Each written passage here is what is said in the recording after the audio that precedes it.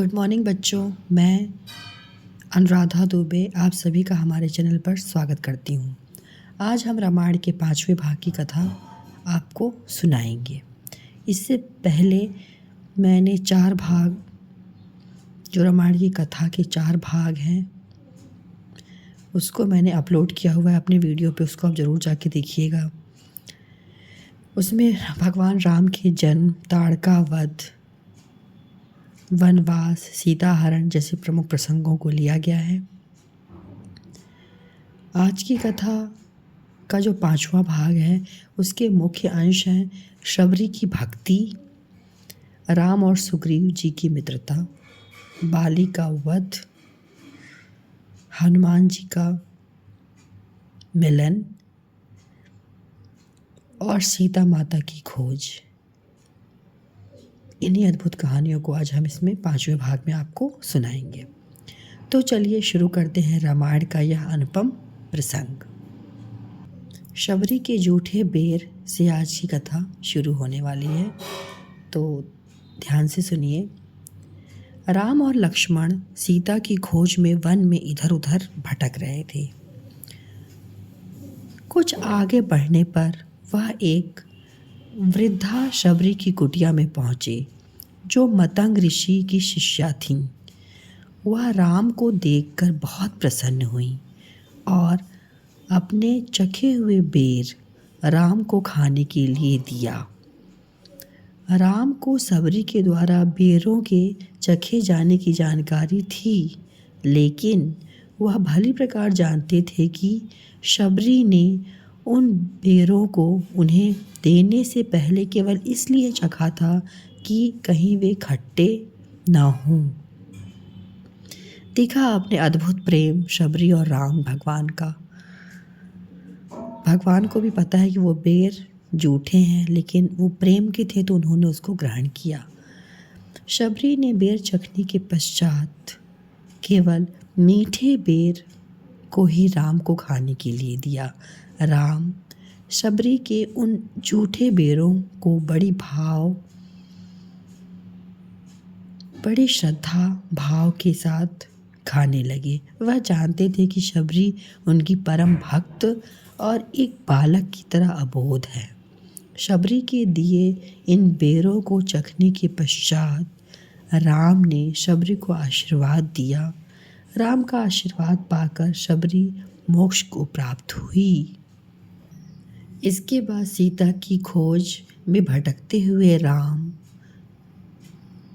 और लक्ष्मण ऋषि मुख पर्वत के निकट पहुँचे, तो उन दोनों को वन में देखकर वानर राज सुग्रीव के मन में यह आशंका हुई कि कहीं उनके बड़े भाई बाली ने तो उन्हें नहीं भेजा है। सुग्रीव ने अपने सहयोगी हनुमान को उनके निकट जाकर पता लगाने के लिए कहा। सुग्रीव ने हनुमान से एक ब्राह्मण का वेश धारण कर उन दोनों से मिलने के लिए कहा। हनुमान जब ब्राह्मण के वेश में उनके बारे में जानने के लिए निकट पहुँचे, तो राम को देखकर उनके चरणों पर गिर पड़े। हनुमान उन्हें सुग्रीव से मिलने के लिए अपने साथ ले आए। बातचीत करने के बाद राम और हनुमान और सुग्रीव आपस में मित्र बन गए एवं एक दूसरे की मदद करने का निश्चय किया। सुग्रीव अपने बड़े भाई बाली से बदला लेना चाहते थे, जिसने सुग्रीव का राजपाट छीन लिया था। राम ने सुग्रीव को मदद करने का वचन दिया। सुग्रीव ने भी सीता जी की खोज में उनकी मदद करने का वचन दिया। इस तरह दोनों की मित्रता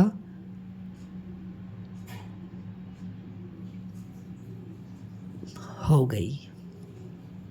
सुग्रीव ने राम को वे आभूषण दिखाए जो रोती हुई सीता ने आसमान से नीचे फेंके थे। जब पुष्पक विमान से रावण उनको ले जा रहा था तो सीता मैया ने अपने आभूषणों को फेंका कि इससे उनको संकेत मिल जाए कि सीता माँ किस तरफ जा रही हैं। लक्ष्मण ने यह आभूषण सीता के पायल से मिलाया। उन्होंने सीता के चरण स्पर्श करते हुए केवल उनके पायल ही देखे थे। सीता के दूसरे आभूषणों से वह परिचित नहीं थे। उन्होंने कभी सीता का चेहरा भी नहीं देखा था। तात्पर्य यह कि वो उनको अपनी माँ मानते थे, माँ जैसी श्रद्धा रखते थे सीता माँ से। और हनुमान जी, ऐसा माना जाता है कि पुराने ज़माने में ऋषि मुनि जो थे वो आध्यात्मिक शक्ति के द्वारा किसी औरत को बिना पुरुष संसर्ग के भी पुत्रवती होने का आशीर्वाद यानी वरदान दे सकते थे। परम बलशाली हनुमान जी का जन्म भी इसी प्रकार वायु देवता के आशीर्वाद से हुआ था। यही कारण है कि वह पवन पुत्र, पवन सुत या वायुपुत्र के नाम से जाने जाते हैं। उनकी माता जी का नाम जानकी नहीं, जानकी तो माँ सीता का नाम था। उनकी माता का नाम अंजनी तथा पिता का नाम केसरी था। केसरी सुमेरु पर्वत के राजा थे। एक सुबह जब बालक हनुमान की नींद खुली तो उन्होंने अपनी माता को घर में नहीं देखा। उन्हें बड़े जोरों की भूख लगी थी। उन्होंने खिड़की से बाहर देखा तो उनकी नज़र एक नारंगी रंग के सूरज के ऊपर पड़ी। उन्होंने सूरज को कोई पका हुआ फल समझ लिया। वह इसे पकड़ने के लिए लपके। वायु देवता को सूर्य की भीषण गर्मी से हनुमान के जल जाने की चिंता हुई। वह बर्फीले बादल के रूप में हनुमान जी की रक्षा करने लगे।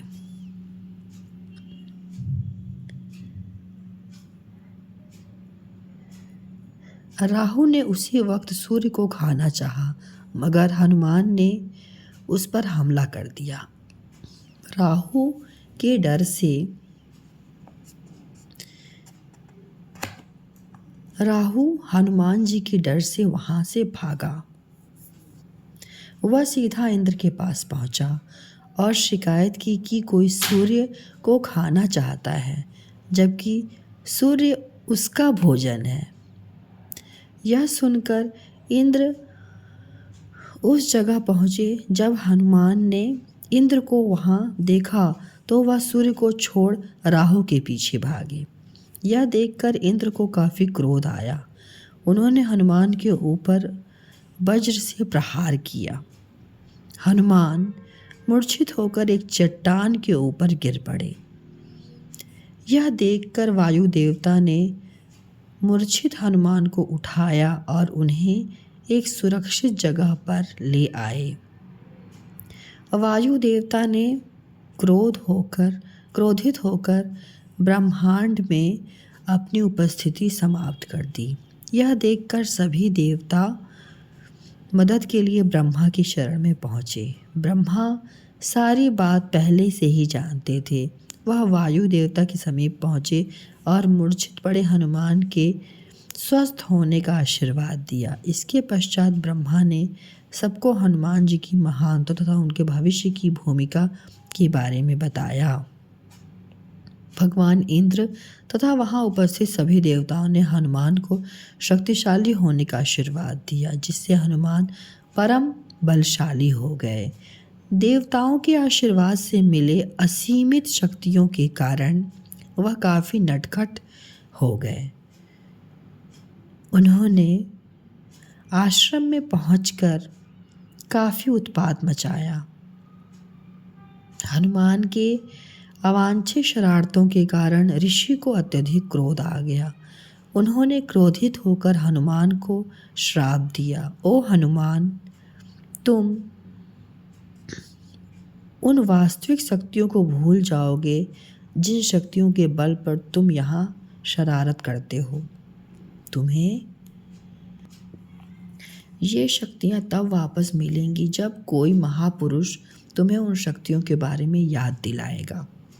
इस श्राप के कारण हनुमान जी की सारी शक्तियाँ कुंद पड़ गईं, मतलब मंद पड़ गईं। अब बाली का वध कैसे हुआ, इसकी कहानी सुनिए। तो बाली ने सुग्रीव का राजपाट छीन लिया था और उसे पर्वत की ओर भगा दिया था। उसने सुग्रीव को उसके परिवार से भी वंचित कर दिया था। सुग्रीव अपना परिवार और राज्य बाली से वापस लेना चाहता था। इस कार्य में राम सुग्रीव की मदद करने के लिए तैयार हो गए। वे दोनों एक योजना बनाकर किष्किंधा नगर पहुंचे। राम नज़दीक के जंगल में एक पेड़ के पीछे छिपकर खड़े हो गए और सुग्रीव से कहा कि वह बाली को महल के बाहर ललकार कर युद्ध के लिए बोले। सुग्रीव की चुनौती सुनकर तिलमिलाया हुआ बाली अपने महल से बाहर निकला और सुग्रीव से युद्ध करने लगा। तब दोनों भाई युद्ध कर रहे थे।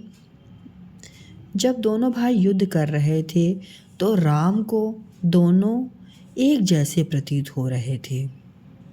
बाली को नहीं पहचान पाने के कारण उन्होंने उसे नहीं मारा। दोनों भाई एकदम, जो बाली था ना और सुग्रीव, दोनों एकदम एक जैसे थे। इस वजह से राम भ्रमित हो गए कि कौन बाली और कौन सुग्रीव है। इस कारण मजबूत होने के कारण बाली ने सुग्रीव को युद्ध में बुरी तरह घायल कर दिया, क्योंकि बाली के लिए कहा जाता था जो भी उसके सामने आता था ना, उसकी जो उससे लड़ाई करता था उसकी आधी शक्ति उसके अंदर हो जाती थी, तो वो बलशाली हो जाता था। तो इसलिए बाली ने सुग्रीव को बहुत बुरी तरह से घायल कर दिया। घायल सुग्रीव अपनी जान बचाने के लिए वहाँ से भाग गया। सुग्रीव राम के पास पहुंचकर उनसे मदद नहीं करने की शिकायत की। तब राम ने सुग्रीव को बाण नहीं चलाने का असली कारण बताया और इस बार सुग्रीव की पहचान के लिए उन्होंने उसके गले में माला डाल दी। भगवान राम ने जिसे सुग्रीव को पहचान सके इसलिए उनके गले में उन्होंने माला डाल दी। सुग्रीव ने बाली के महल के सामने पहुंचकर पुनः बाली को युद्ध की चुनौती दी। इस बार बाली की पत्नी तारा ने बाली को युद्ध करने से रोका, मगर बाली नहीं माना। जब दोनों भाई युद्ध कर रहे थे तब सुग्रीव को कमज़ोर पड़ते देखकर राम ने बाली के ऊपर बाण चलाया, जो सीधा बाली के सीने में जा लगा। इस प्रकार बाली का वध हुआ और सुग्रीव को उसका खोया हुआ राज्य वापस मिल गया। इसके पश्चात हनुमान, सुग्रीव और उसकी विशाल सेना, जो वानर सेना थी, सबकी मदद से चारों दिशाओं में सीता की खोज प्रारंभ हो गई। लंबे खोज अभियान के पश्चात राम को जानकारी मिली कि रावण ने सीता को लंका के अशोक वाटिका में बंदी बनाकर रखा है, जहां वह कई राक्षसणियों की कैद में पूरी तरह सुरक्षित हैं। लंका पर चढ़ाई करने के लिए जाते समय उन्हें समुद्र पार करना था। दैवीय शक्तियों के आशीर्वाद और अथाह बल की बदौलत हनुमान समुद्र लांघकर लंका में सुरक्षित प्रवेश कर गए। अपने अथक प्रयासों से उन्होंने अशोक वाटिका में एक छायादार वृक्ष के नीचे उदास बैठी सीता का पता लगा लिया। कई डरावनी राक्षसनियाँ के बीच घिरी सीता काफ़ी दुर्बल और कमज़ोर हो गई थी। उनकी आँखों से अविरल अश्रु प्रवाहित हो रहे थे। रावण ने सीता को विवाह के लिए राजी करने का बहुत प्रयत्न किया, मगर वह सीता का हृदय नहीं जीत सका था। इसी बीच अवसर मिलते ही हनुमान को सीता से अकेले में मिलने का मौका मिल गया। हनुमान ने सीता को बताया कि वह राम का भेजा हुआ दूत है। सीता को अपनी बात का विश्वास दिलाने के लिए उन्होंने राम की मुद्रा दिखाई। मुद्रा मीन्स अंगूठी राम ने दिया था दिखाने के लिए क्योंकि हनुमान जी तो बहुत बुद्धिमान थे। तो जब वो प्रस्थान कर रहे थे सीता जी की खोज के लिए, तो उन्होंने राम जी से मांगा कि मुझे कुछ ऐसा दीजिए जिसे सीता माँ जान जाए कि सही में मैं आपका ही दूत हूँ। तो राम जी ने उनको अंगूठी दी थी पहचान के लिए। तो उन्होंने सीता से चिंता नहीं करने के लिए कहा और फिर उन्हें विश्वास दिलाते हुए कहा कि जल्द ही राम और लक्ष्मण विशाल सेना के साथ लंका के ऊपर चढ़ाई करेंगे। सीता माँ से विदा लेकर हनुमान अशोक वाटिका में पहुँचे और पेड़ों में लगे स्वादिष्ट फलों को तोड़ तोड़ कर खाना शुरू कर दिया। अपनी क्षुधा शांत करने के पश्चात उन्होंने बहुत से वृक्ष उखाड़ फेंके और बहुत से राक्षस जो उन्हें पकड़ने के लिए आ रहे थे सभी को मार डाला। हनुमान जी की इस प्रकार उत्पात करने से राक्षसों ने हनुमान जी को बंदी बना लिया। जब हनुमान जी अशोक वाटिका में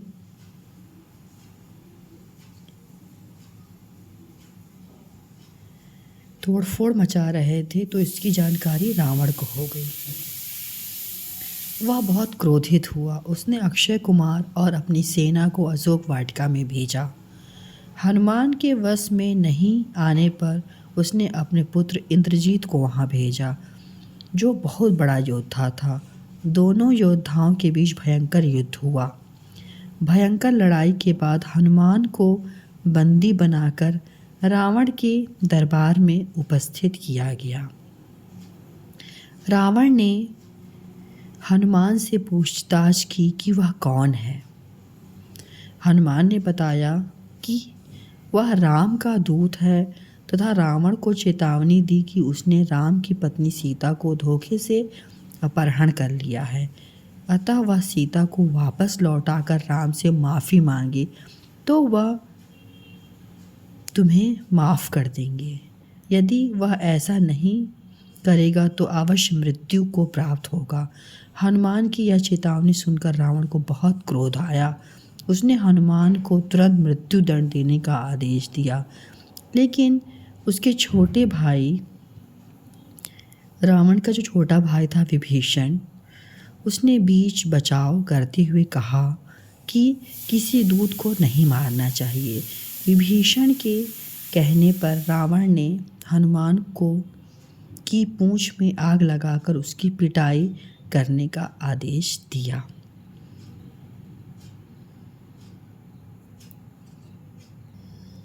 रावण के आदेश पर हनुमान की पूंछ में ढेर सारे चिथड़े लपेटकर, चिथड़े मीन्स होता है कपड़े, लपेटकर उसे काफ़ी लंबा बना दिया गया। फिर उसकी पूंछ में तेल, यानी हनुमान जी की पूंछ में तेल चुपड़कर उसमें आग लगा दी गई। इसी अवस्था में हनुमान को लंका नगर की गलियों में घुमाया गया, जिसे देखकर सड़क के किनारे उपस्थित लोगों ने हनुमान की दुर्दशा के ऊपर जमकर परिहास किया। जब सीता को हनुमान की दुर्दशा के बारे में जानकारी मिली तो वह बहुत चिंतित हुई। वह हनुमान की सलामती के लिए ईश्वर से बार बार प्रार्थना करने लगी।